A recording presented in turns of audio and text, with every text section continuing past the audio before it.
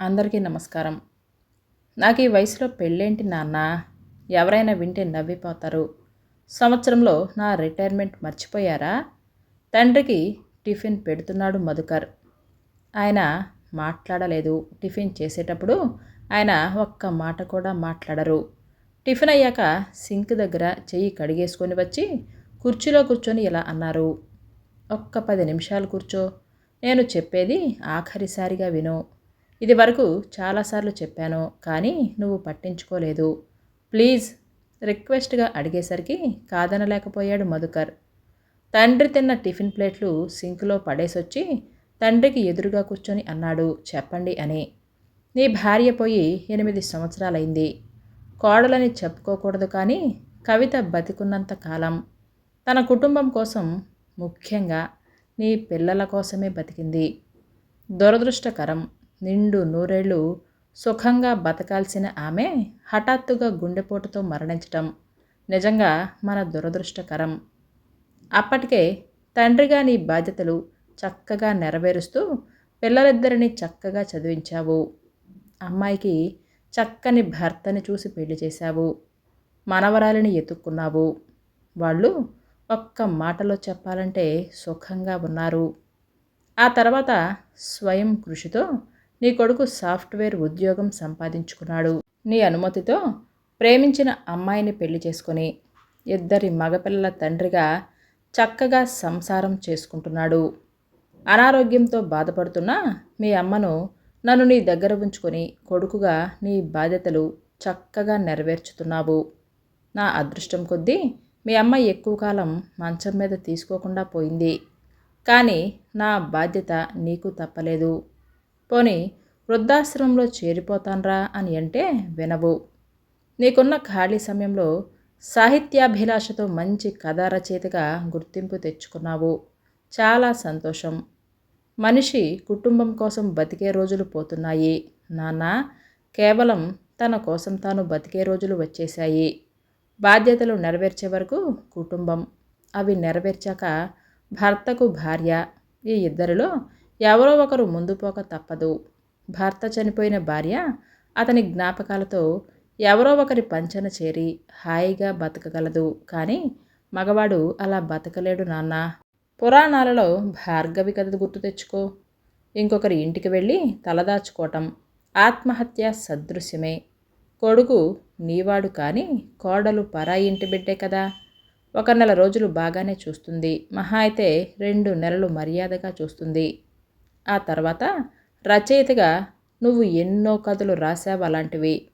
ఉద్యోగ విరమణ అయ్యాక మనిషి మనశ్శాంతిగా ఆరోగ్యంగా బతకాలి. అలా బతకాలంటే నీకొక తోడు కావాలి. నువ్వలా సుఖంగా బతకాలనే నా కోరిక. నా మీద నీకు ఏమాత్రం అభిమానం ఉన్నా నా మాట విని పెళ్లి చేసుకో ప్లీజ్. సరే నాన్న, మీరు చెప్పినట్లే చేసుకుంటాను. నేను పెళ్లి చేసుకోవాలంటే ఆవిడకి కనీసం 50 ఏళ్ళు ఉండాలి. ఆ వయసుకు కూడా వివాహం కాని ఆడవాళ్ళు ఎక్కడో కానీ దొరకరు. ఉన్న నాకు తెలిసిన మానసిక శాస్త్ర ప్రకారం వయసులో కనీస కోరిక తీరక ఎదుటివారిని ఏడిపించి మానసికానందపడే మనస్తత్వమే ఎక్కువగా ఉన్నవారుగా ఉంటారు. ఇక రెండో వర్గానికి వస్తే, భర్త పోయి పిల్లలున్న వాళ్ళు ఉన్న పిల్లలు చూడరనే కదా పెళ్లి చేసుకునేది. 50 ఏళ్ళు వయసు వచ్చిన ఆవిడికి ఏదో ఒక అనారోగ్య సమస్య ఉండి తీరుతుంది. మళ్ళీ నా పని పెనం మీద నుంచి పొయ్యిలోకే. కానీ పెద్దవాడిగా మీ మాటలు తీసివేయలేను. అదృష్టవంతుణ్ణి పాడు చేయలేరు, దురదృష్టవంతుడిని బాగు చేయలేరు అని అంటారు. అందుకు ఉదాహరణ కూడా మన కుటుంబంలోనే ఉంది. మీ బావమరిది అంటే పెదమావయ్య విషయమే తీసుకోండి. పిల్లలు పుట్టక పెద్దత్తయ్య 10 మంది చేత గొడ్రాలు అనిపించుకొని ఆ మానసిక ఆవేదనతోనే పోయింది. తర్వాత మామయ్యకి బోలెడు భవిష్యత్తు ఉందని మీ పెద్దలు అందరూ కలిసి రెండో పెళ్లి చేశారు. భగవంతుడి దయవలన ఈమెకు 4 పిల్లలు పుట్టారు. అమ్మాయిలకు పెళ్ళిళ్ళు అయ్యాక ఈ అత్తయ్య కూడా పోయింది. ఆడదక్షత లేని ఆ కుటుంబంలో మగపిల్లలు 2 వెధవల్లా తయారై మావయ్యని ఏడిపించుకొని తింటున్నారు. పెళ్ళిళ్ళు కాని వాళ్లకు వండి పెడుతూ మావయ్య బతికేడుస్తున్నాడు. ఏం వచ్చినా రాకపోయినా మేనమామ పోలికలు వస్తాయంటారు. నేనసలే నష్టజాతకుణ్ణి. రేపలా జరిగిందే అనుకోండి, ఇలా చూసే పిల్లలు కూడా ఉండరిక నాకు. మేము చూడమన్నామా? ఆయనే ఒళ్ళు కొవ్వెక్కి బలుపు తీరక పెళ్లి చేసుకున్నాడు అని అంటారు. అవన్నీ అవసరమా? చెప్పండి. బతుకును వెళ్ళదీసుకోదలుచుకున్నవాడు రాజీ పడక తప్పదండి అని అన్నాడు లేవబోతూ. నెగిటివ్గా ఎందుకు ఆలోచిస్తావు? నీకు పాజిటివ్ జరగవచ్చేమో అని అన్నారాయన రాబోతున్న నిరాశను అదిమి పెడుతూ. అదైనా 50-50 ఛాన్సెసే కదా. మీరు నా మంచి కోరి చెప్పారు. తప్పనిసరిగా మీరు చెప్పింది ఆలోచిస్తాను. భోజనానికి అన్నీ టేబుల్ మీద రెడీ చేసి పెట్టాను. కడుపు నిండా తినండి. నేను వెళ్ళొస్తాను మరి అని అన్నాడు మధుకర్ ఆఫీస్కి బయలుదేరుతూ. కొడుకెళ్ళాక వీధి తలుపు వేసి ఆయన తన గదిలోకి నిష్క్రమించారు. ఆ సాయంత్రం ఆఫీస్ నుంచి వచ్చి తండ్రికి రాత్రి టిఫిన్ పెట్టాక ఇలా అన్నాడు మధుకర్. మీరీ విషయం చెప్పిన శుభముహూర్తం సంగతేమో కానీ ఈవేళ ఆఫీస్కి లంచ్ అవర్లో ఎవరో వచ్చారు నాన్న. ఆయన రాజమండ్రి టెలికాం డిపార్ట్మెంట్లో ఏఈగా చేస్తున్నారట. పెళ్ళై భర్త పోయిన చెల్లెలు ఉందట. పిల్లలు లేరట. మనిషి ఆరోగ్యంగానే ఉందట. ఎప్పుడు దైవ ధ్యానంలో ఉంటూ దైవ సంబంధ సామాజిక సేవలో కార్యకర్తగా చేస్తుందట. ఈ ఊరి హౌసింగ్ బోర్డ్ కాలనీలో వాళ్ళ పెద్దన్నయ్య దగ్గర ఉంటుందట. ఆయన వచ్చి ముందు మీతో మాట్లాడి వాళ్ళ ఇంటికి తీసుకొని వెళ్తారట. మీరు వెళితే అన్ని విషయాలు కూలంకుషంగా మాట్లాడండి. అమ్మయ్య, కొంత ఆలోచించాడన్నమాట అని అనుకున్నారాయన. ఆ తర్వాత మధుకర్ కూతురు ఆమనికి ఫోన్ చేసి పెళ్లి విషయంలో నీ అభిప్రాయం ఏంటమ్మా? తాతగారు కూడా ఒత్తిడి చేస్తున్నారు అని అడిగాడు. మీరు పెళ్లి చేసుకోదలుచుకుంటే మాకిద్దామనుకున్న ఆస్తులు మాకు ఇచ్చేసి పెళ్లి చేసుకోండి. మీ పెళ్ళైపోయి అవన్నీ ఆవిడ చేతికి వెళ్ళిపోతాయి. ఆ తర్వాత మీ నాన్న మీకేమిచ్చాడు అని మా అత్తగారు దెప్పిపొడుస్తుంది. జీవితాంతం మా తరపు బంధువులంతా సూటిపోటి మాటలతో అవకాశం వచ్చినప్పుడల్లా పొడుస్తూనే ఉంటారు. ఇక నాకు పిల్లల ఆశ కూడా పూర్తిగా చచ్చిపోయినట్లే. మీరు రిటైర్ అయ్యాక మేము చూడకపోతే మాదే తప్పు. మా అమ్మ ఎలాగూ లేదు. మీరు కూడా ఈ వయసులో పెళ్లి చేసుకుని దూరమైతే మాకు దిక్కెవరు చెప్పండి అని అంది మధుకర్ కూతురు ఆమని. అది కాదమ్మా, నేను నా ముసలి వయసులో మీకు భారం కాకూడదు అని అన్నాడతను. మీరు మాకేం భారం? మీరు రిటైర్ అయ్యాక వచ్చే బెనిఫిట్స్ అన్నీ తమ్ముడికి నాకు చెరో సగం ఇచ్చేయండి. మీరు 6 నెలలు వాడితో 6 నెలలు నాతో ఉండండి. ఎవరింట్లో ఉంటే వాళ్ళకి మీ పింఛన్లో సగం ఇవ్వండి. మిగతావి మీ మందుల ఖర్చుల నిమిత్తం ఉంచుకోండి. ఇలా చేసేదానికి ఈ వయసులో మీకు పెళ్ళి అవసరమా? ఆవిడ ఎంత మమ్మల్ని ఆప్యాయంగా చూసినా మా అమ్మ కాలేదుగా. ముఖ్యంగా ఈ వయసులోనా అని తన భవిష్యత్తును 5 వాక్యాలలో తేల్చేసి నిర్ణయించినటువంటి కూతురికి ఏమని సమాధానం చెప్పాలో తెలియలేదు మధుకర్కి. ఒక క్షణం మొత్తానికి లాయర్ గారి భార్యవనిపించుకున్నాం అని అనుకున్నాడు మనసులో. రేపు నాకు వచ్చే డబ్బులో సగం ఆవిడికిస్తే ఒక జీవి నా పేరు చెప్పుకొని సుఖంగా జీవిస్తుంది కదమ్మా అని అన్నాడతను. పెళ్లి చేసుకోవటానికి నిర్ణయించుకున్నారన్నమాట. మీరా నిర్ణయం తీసుకున్నాక ఇక మా అభిప్రాయంతో పనేముంది? సరే, నేను చెప్పినట్లు చేయండి అని ఫోన్ పెట్టేసింది మరో మాటకు తాపివ్వకుండా. కొడుక్కి ఫోన్ చేసి పెళ్లి విషయం చెప్పి అక్కనడిగితే అలా అందిరా, ఈ విషయంలో నీ అభిప్రాయం కూడా చెప్పు అని అన్నాడు మధుకర్. పనిలో ఉన్న నాన్న, సరిగ్గా 5 నిమిషాలలో ఫోన్ చేస్తాను అని ఫోన్ కట్ చేశాడు కొడుకు శ్రవణ్. ఆ సమయం పని ఉండి కాదని భార్యతో చర్చించే సమయం అని నవ్వుకున్నాడు మధుకర్.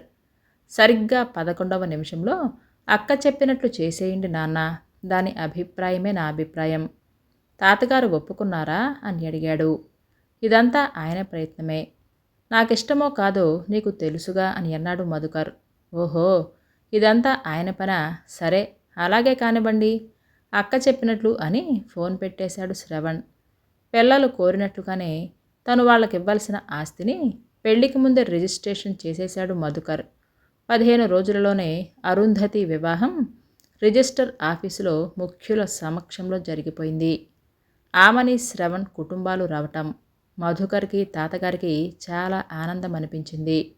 వాళ్ళు నవ్వుతూ సంతోషంగా ఉండటం చూసి మరీ సంతోషపడ్డారు తాతగారు. అయితే వాళ్ళ సంతోషానికి కారణం తానేనని, మరేనాడు తండ్రిని తమ దగ్గర ఉంచుకునే అవసరం లేకుండా చేసి తమ బాధ్యత తగ్గించిన తాలూకా సంతోషమని ఆయనకు తెలియలేదు.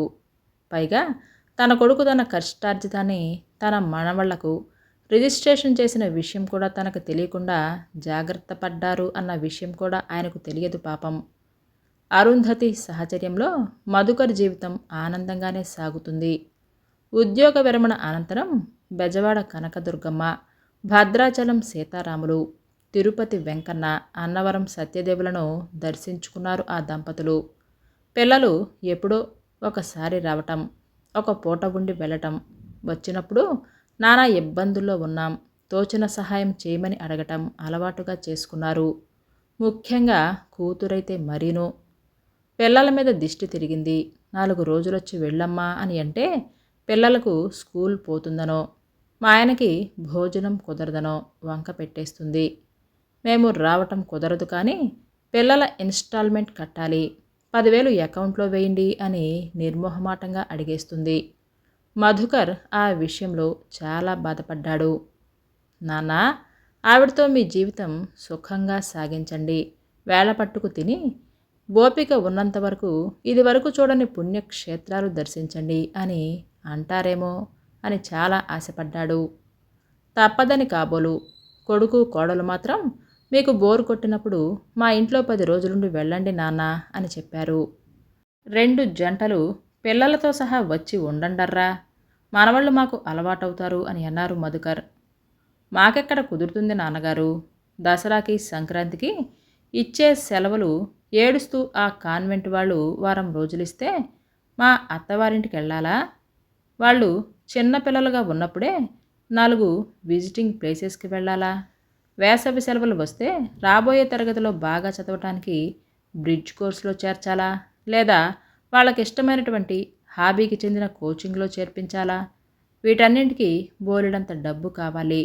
మళ్ళీ ఒకరిని చేర్చి ఇంకొకరిని చేర్పించకపోతే కోపాలు తాపాలు. మాకు రావటం కుదరదు కానీ మీరే చుట్టం చూపుగా వచ్చి వెళుతూ ఉండాలి. మరి మనవలతో మమ్మల్ని కలవనివ్వలేదు అంటే కుదరదు మరి నాన్న అని అన్నాడు శ్రవణ్. ఇక మనవణ్ణి ఏ 15 రోజులకు ఒకసారో వీడియో చాట్ చూపించటం, వాళ్ళకి తాతగారు మా అమ్మగారు అలవాటు లేనందువలన కనిపించి ఆటపాటలకు పారిపోవటం చేసేవారు. వళ్ళు మండి మేమొస్తామంటే రావద్దంటారు, మీరు రెండర్రా అని అంటే కుదరదంటారు. ఎలా అని అడిగారు పిల్లల్ని. అరుంధతి ఎదురుగానే మీరు అమ్మ పోయిన వెంటనే పెళ్లి చేసుకుంటే అప్పటికి మేము చిన్న పిల్లలం కాబట్టి పిన్నిగారితో అలవాటైపోయేది. మీరిద్దరూ జంటగా మా పెళ్ళిళ్ళు చేస్తే ఎంతో ఆనందం అనిపించేది మాకు. కానీ ఈ వయసులో మీరు పెళ్లి చేసుకొని మమ్మల్ని వదిలించుకుందామని నిర్ణయించుకున్నారు. మేం మాత్రం ఏం చెయ్యం. మీరు ఒక్కరే ఉంటే మేమెక్కడికి వెళ్ళినా మిమ్మల్ని మాతో పాటు తీసుకుపోయేవాళ్ళం. ఇప్పుడు మీ ఇబ్బందులు మీవి, మా ఇబ్బందులు మావి అని అంది కూతురు ఆమని. పోనీలేండి, వాళ్ళు సుఖంగా తమ పిల్లలతో ఉన్నారు, మనమెందుకండి వాళ్ళని ఇబ్బంది పెట్టటం, వాళ్లకు వీలైనప్పుడే రానివ్వండి అని బాధపడుతూ అంది అరుంధతి. మధుకర్కి అర్థమైపోయింది, ఎట్టి పరిస్థితులలోనూ పిల్లలు రాజీ పడరు, ఇక వాళ్ళు కలవరు, మనవాళ్ళని కలవనివ్వరు. మేము రాలిపోయే ఆకులం, వాళ్ళు చిగురించిన కొమ్మలు. చిగురించే ఆకులు కొమ్మను పట్టుకున్న శక్తి ఉన్నట్లుగా రాలిపోయే ఆకులకు శక్తి ఉండదు. తోడు కోసం రెండవ పెళ్లి చేసుకొని తప్పు చేశానా? శారీరక సుఖం కోసం కానే కాదు, మానసిక శాంతి కూడా ఉండదా? ఇక ఉండదన్న జవాబు మూడో కోణం నుంచి వస్తుందని ఊహించలేదు మధుకర్. మనవళ్ళని చూడాలని, వాడితో ఆడుకోవాలని ఉంది అని అరుంధతికి ఒకరోజు రాత్రి పక్క మీద పడుకొని ఉండగా అన్నాడు భార్యతో. దాందేముందండి, వెళ్ళి చూసి 2 రోజులుండి మీరివ్వాలనుకున్నది ముట్ట చెప్పి వచ్చేయండి. అదేంటి, నువ్వు రావా? నీ కూతురు ఏం చెప్పిందో గుర్తుందా? వాళ్లకు నేను తల్లిని కాదట. అవును, ఎట్టి పరిస్థితుల్లోనూ కాలేను. ఈ ఇంటికి ఆ ఇల్లు ఎంత దూరమో ఆ ఇంటికి ఈ ఇల్లు అంతే దూరం. మిమ్మల్ని ఒక్క మాట అడుగుతాను, సమాధానం చెప్పగలరా? నన్ను మనస్ఫూర్తిగానే పెళ్లి చేసుకున్నారా? చాలా ఇష్టపడి తోడు కోసం నేను పెళ్లి చేసుకున్నాను, అందుకే అడిగాను. ఈ వయసులో మనం ఒకరి మీద ఒకరు మనసు పడితే చూసేవాళ్ళకి శారీరక వాంఛలు తీరక వ్యామోహంతో పెళ్లి చేసుకున్నాము అని అనుకుంటారు. ఆ రోజు మీ మీద నమ్మకంతో నేనేమీ అడగలేదు. కానీ ఈరోజు మీ పిల్లల వరుస చూసి అడగకుండా ఉండలేకపోతున్నాను. మనలో ఎవరు ముందో ఎవరు వెనకో తెలియదు కాబట్టి నాకు జీవితం ప్రశాంతంగా వెళ్ళటం కోసం నాకేదైనా స్థిరాస్తిని ఏర్పాటు చేయండి. ఇది నా కోరిక. పిల్లలు నాతో కలిసిపోతే ఎన్నాళ్లకు పెళ్ళైనందుకు కాకపోయినా ఆ లోటు తీరుతుంది అని అనుకున్నాను. కానీ వాళ్లకు కలిసేతత్వం లేనప్పుడు నేను కూడా కలుపుకోలేను కదా. చిన్న పిల్లలు వాళ్లే తెలుసుకుంటారులే అని భావించి క్షమించలేవా? చూడండి, జీవితంలో ఏ సుఖాలు నోచుకోకుండా కష్టపడి పనిచేస్తేనే రోజు వెళుతుంది అన్న పద్ధతిలో బతికిన ఒంటరి దాన్ని. కాస్తంత సుఖం శాంతి మీ వల్ల లభించాయి. వాళ్ళు పిన్ని అని అంటూ నన్ను ఆదరించినవాడు. నేను కూడా అంతే ఆప్యాయంగా వాళ్ళని ఆదరిస్తాను. నన్ను తేలిక భావంతో చూస్తే మాత్రం నేను భరించలేను. రొద్ద కంఠంతో అని అటు తిరిగి పడుకుంది అరుంధతి. బహుశా కన్నీళ్ళొచ్చాయేమో. మధుకర్కి ఒక విషయం బాగా అర్థమైంది. ఎవరి జీవిత భాగస్వాములతో వాళ్ళు కష్టమో నష్టమో తన పిల్లలు సుఖంగా ఉన్నారు. అటువంటప్పుడు పిల్లి మీద ఎలక, ఎలక మీద పిల్లి అన్న చందంగా కాకుండా సాధ్యమైనంత సంతోషంగా కనిపిస్తూ ఓర్పు సహనంతో సుఖంగా రోజు వెళ్ళబుచ్చుకోవటం కన్నా చేసేది ఏమీ లేదు. మాటలని కొన్ని మనసులు గాయపరుచుకోవటం కన్నా చిరునవ్వుతో వాటిని తోచేస్తూ బతికేస్తే ఈ చివరి 10 ఏళ్ల జీవితం వెళ్ళిపోతుంది. అరుంధతి నిద్రపోయాక మధుకర్ అనుకున్నాడు. అలా ఎవరు పందాలో వాళ్ళ సమస్యలు అనుకుంటే సమస్య లేదంటే లేదు అని బతికేస్తూ ఉన్నాం. హాయ్ అండి, ఈ కథ మీకు నచ్చిందండి? అయితే లైక్ చేయటం, సబ్స్క్రైబ్ చేయటం, షేర్ చేయటం మర్చిపోవద్దు. మీ అమూల్యమైన అభిప్రాయాలను నాకు కామెంట్స్ రూపంలో తెలియజేయండి. Thank you for watching.